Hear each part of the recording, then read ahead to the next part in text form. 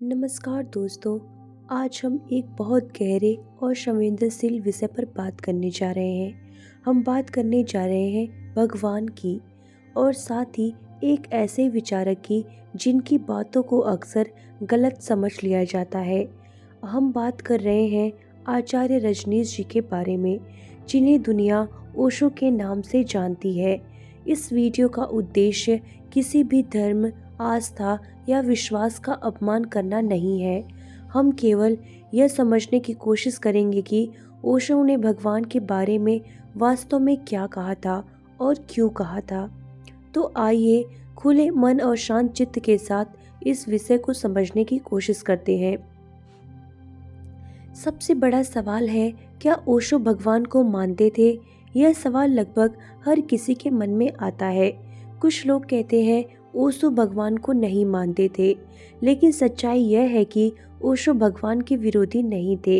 वे भगवान की गलत परिभाषा के विरोधी थे। ओशो कहते थे, जिस भगवान से डर लगता है वह भगवान नहीं हो सकता। उनके अनुसार अगर भगवान डर का कारण बन जाए तो वह प्रेम नहीं रह जाता। ओशो के अनुसार भगवान क्या है?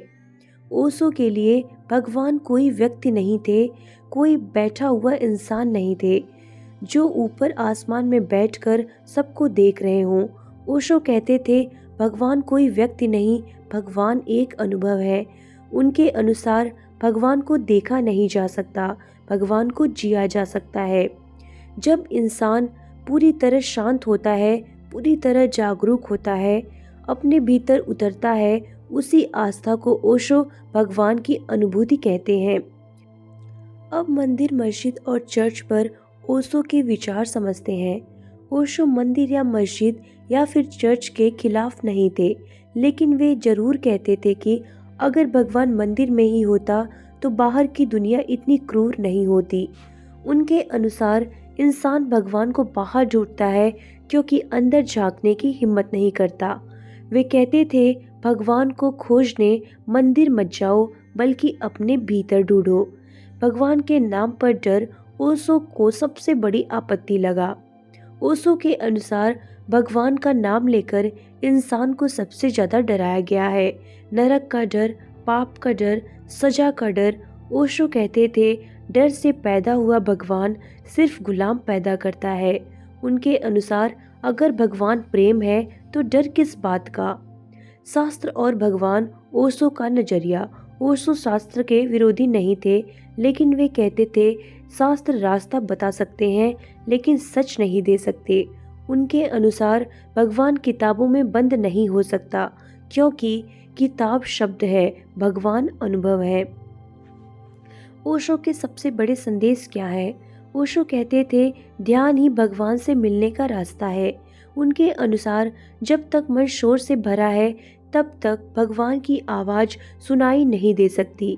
ध्यान का अर्थ है चुप बैठना नहीं, बल्कि जाग कर जीना, चलते हुए, खाते हुए, बोलते हुए, हर पल होश में रहना। क्यों ओशो की बातें लोगों को बुरी लगती हैं? क्योंकि उन्होंने बीच के दलालों को हटाया, उन्होंने डर की नींव हिला दी, उन्होंने इंसान को आज़ादी दी। और सच्चाई यह है कि जहाँ डर खत्म होता है वहाँ सत्ता कमजोर हो जाती है। ओशो भगवान के बारे में क्या सिखाते हैं? वे सिखाते हैं कि भगवान डर नहीं बल्कि प्रेम है। भगवान बाहर नहीं बल्कि भीतर है। भगवान व्यक्ति नहीं है, भगवान अनुभव है। ध्यान भगवान की चाबी है और सवाल करना पाप नहीं है। दोस्तों, ओशो भगवान को नकारते नहीं थे, वे भगवान को गहराई से जीने की बात करते थे। उनका कहना था, भगवान को मानो मत बल्कि भगवान को जानो। अगर यह वीडियो आपको सोचने पर मजबूर करे तो यही इसका असली सफलता है। धन्यवाद।